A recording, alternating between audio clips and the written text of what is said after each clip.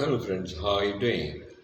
Friends, if I would have been as a third person on the panel where discussion was going on between Mark Zuckerberg and Harari, my point of view would have been that, you know, America and the first world in the historical development on different stage, they are thinking about such avenues and corners of the mind which previously has been unexplored.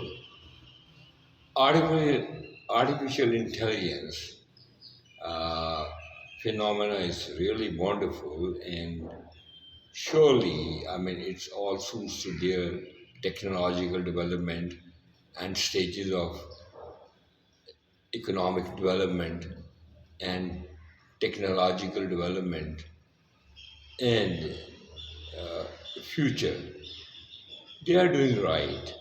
They have certain perspective of thinking about what is totalitarianism and what is democracy, what are the values of democracy, and they are right in their context. They are viewing world from that perspective. Whereas in our case, the story is entirely different. We do have over here democracy, but that is, it's not the real democracy. It's totalitarianism in democracy, a quasi democracy, democratic form of government we have. That is the dilemma.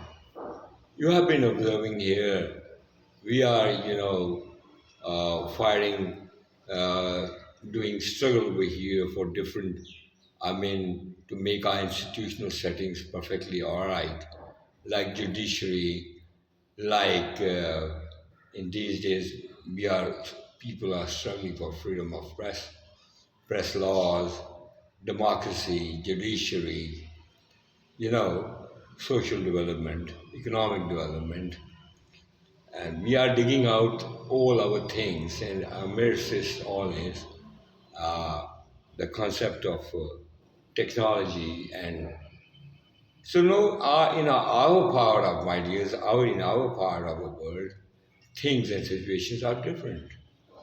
Over here, the scenario is different. As a third world country or as a developing country, we do have different parameters, different problems.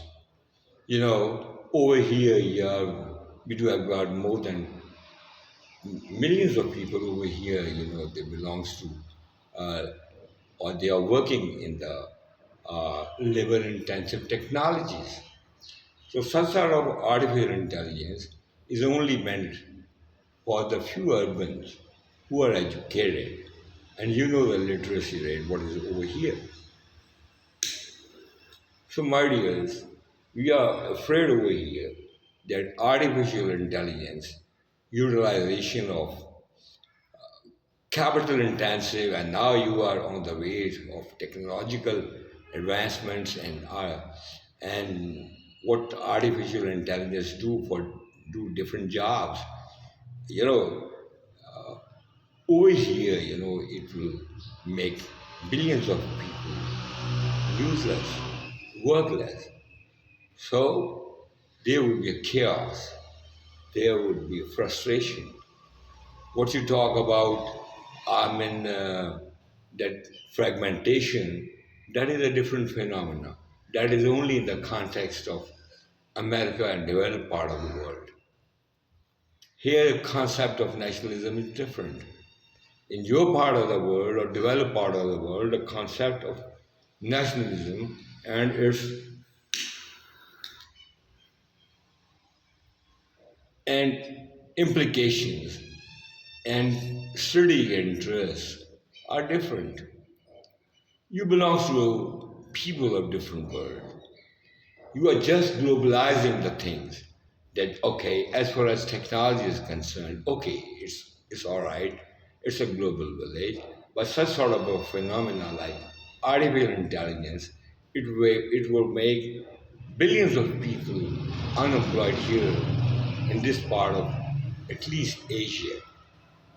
Whether you talk about Pakistan, you talk about India, Philippines, only people belonging to a particular urbanized class, educated class, they will flourish, and even they would, drain out the labor resources. They will shunt out, hundreds of millions of people from the offices, factories, like that. They will be unemployed. Even the example is over here.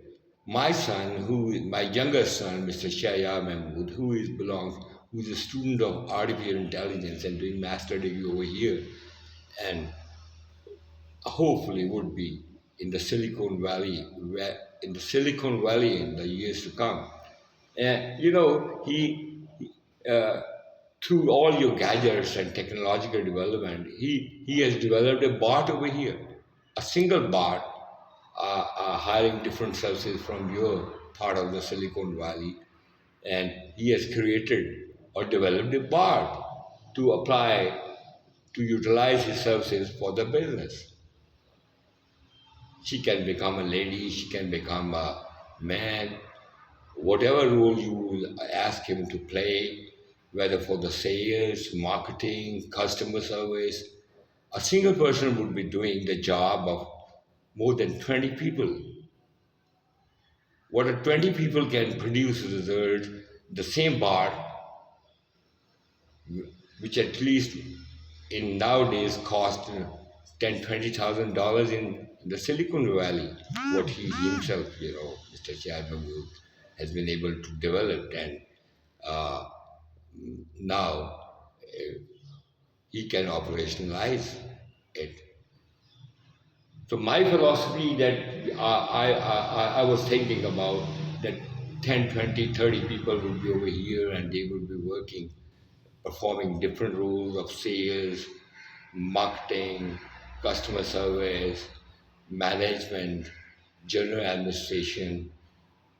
You know, what I was going to do, I was thinking about in future to hire such sort of people working for our company, dealing with the different type of businesses like international trade, like software development, like this and that, any project. So a single guy, your innovation have deprived me to think about to have some sort of an office or any big office. It's not needed now. We just need a single room on the top floor of the building of 20 multiplied by 20 square feet. It would be just sufficient to do all the things. And the planning to hire 20, 30 people, what I had a vision of mind, or I had an expertise, or in that we should have such sort of people over here, it's now all suddenly evaporated. Now I am argumentless. He says, Father, what you are doing? We need not such a place. Why you are striving for?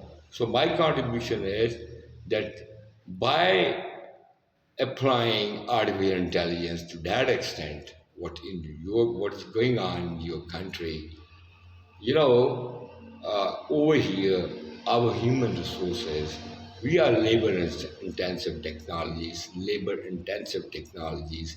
Excess of humans over here, they won't be in the pipeline of any startup entrepreneurs like me.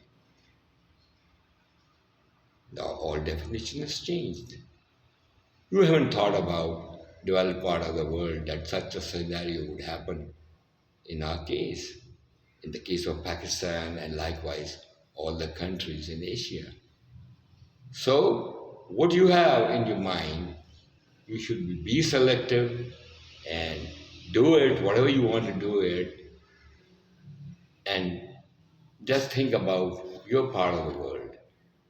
We do have got different issues, problems, and in the historical stage of economic and social and technological development.